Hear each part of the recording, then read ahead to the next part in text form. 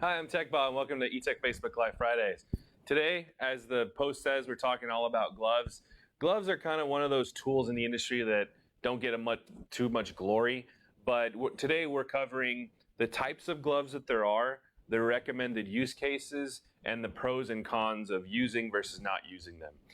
Seeing as I already have a pair of them on, I'm going to cover these gloves first. So these are referred to as nitrile gloves, or they're usually like exam gloves. They're not medical grade by any means because they don't have to be sterile. So they're not meant to use in like a doctor setting, but they are great for device repair. I'm not going to get into exactly what use case just yet. I'm going to cover the other pair of gloves and then I'll go into the use case. The other set of gloves I have here on the table, you can see under the overhead camera, and then they're right here. These are conductive carbon fabric gloves. So basically they're a little bit thicker. They're a cloth type of glove, and they actually have coating on the fingers that help protect basically yourself against damage. And I'll go more into that here in a second. But those are the two types of gloves that I'm talking about today. We do have a variety of sizes on the plastic glove side, the nitrile ones. We have small, medium, large, and extra large. And on the conductive carbon, we have medium, large, and extra large. The medium is good for small to medium hands. So if you're going on the website looking for a small size and don't see it, I would go with the medium. That one fits just right. The sizes are a little bit skewed because they are Chinese based, so there's a little difference in sizing there. But any of the sizes we sell should fit your hands. Myself, perfectly fine. So I have to test them out here and then figure out which one works best for you. But usually the standard glove size you wear should be the glove size you purchase from us. So getting into when to use gloves. So first one is, if you ever gotten an iPad or a device that looks like this, like they ran it through the mud, or it looks like a kid spilled some type of liquid on it, or if you do game console repair or PC repair, those devices put off a lot of heat, which attracts infestation by small roaches or other bugs.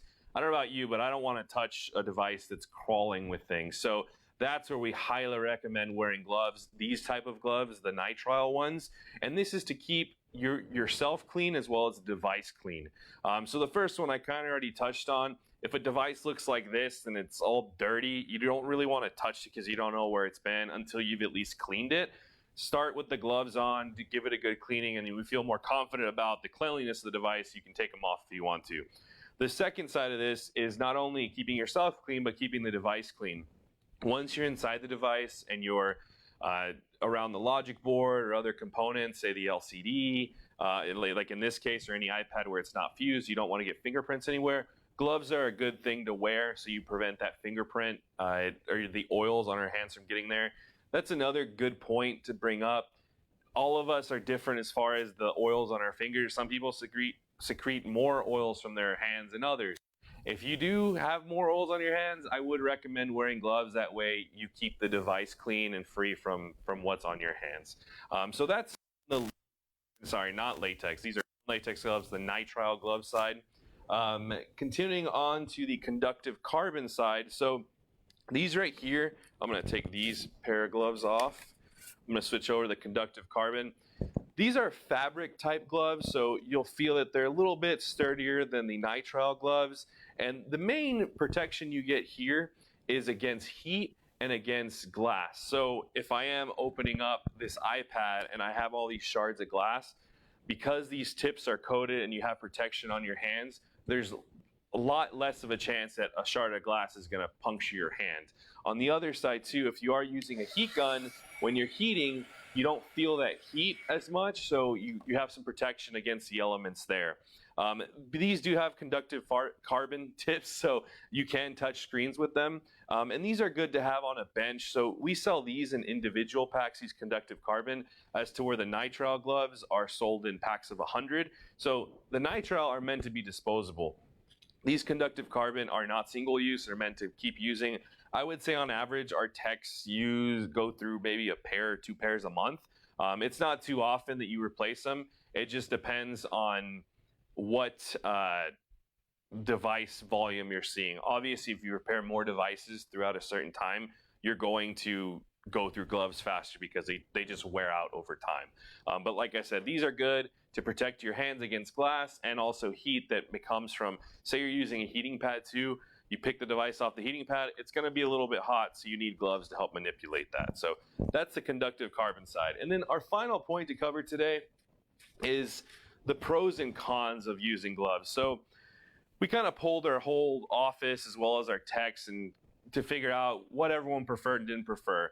The unanimous one, the pros of using gloves is it's an overall protection for yourself and the device, and it keeps things clean. So if you do struggle with that, keeping your repairs clean, or you do get a lot of devices that are dirty in, it's going to help you out with that. So that's definitely on the pro side.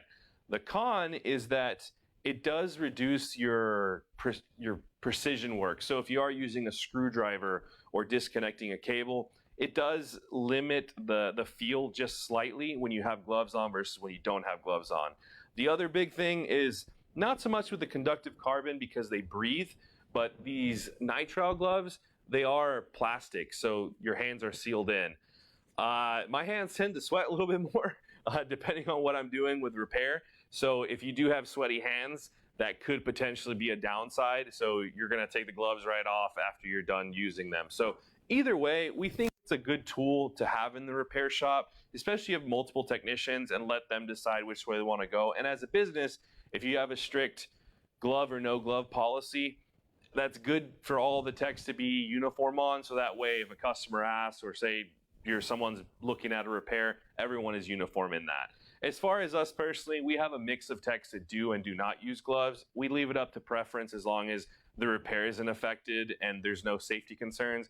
I will say though, if I do get a tech that is consistently asking me for Band-Aids, I will recommend that they wear gloves over continuing to not wear gloves. But that's all we had for today. Again, just a real quick overview on gloves as a whole, when to use, when not to use, pros, cons, and the different types. As a added benefit, now through the weekend, we have 30% off all of our gloves. So if you go on our website, you'll see that discount. It might be linked to the chat. If it is not, we'll drop it in after the stream. We do have a QR code up here in the corner. So if you pause it and scan that, that'll take you to the category or the section that has all the gloves. And if you're kind of on the fence and you don't know if you want to start trying gloves, right now is a good time because they're on sale and it doesn't hurt to have them there as backup. And like I said, there is a likelihood that now in the next year, you're going to get a device in that you wouldn't want to touch. So just as a friendly reminder, it's good to have them and not need them than need them and not have them. So that's our stream on gloves. Thanks everyone for watching today. We hope everyone enjoyed. And as always, if you have any recommendations or want to see anything covered on our Facebook Live Fridays, let us know in the comments. And as we mentioned in the past streams, if your idea is chosen, we'll send you something in your next order as kind of a thank you for a good topic, because the goal is to cover things that you all want to see, whether it's a tech tip, a product review, a common repair issue. We love to cover it all. So thanks everyone for joining today. We hope everyone has a good weekend, and we'll see everyone on the next stream. Speaking of that, before we close it out, we're actually going to switch to every other Friday for the time being. We have some conferences and things coming up, so it's a little limited. So we won't be on next Friday, but we will be on the following Friday. So follow us on Facebook if you aren't already. You'll see all of the streams that come up on there, the events and the topics. And I got a reminder from our team, there is no code for the discount. Forgot to mention that. You just add it to your cart and the discount's automatically applied. So thanks guys again. Have a good weekend, and we'll see everyone next time.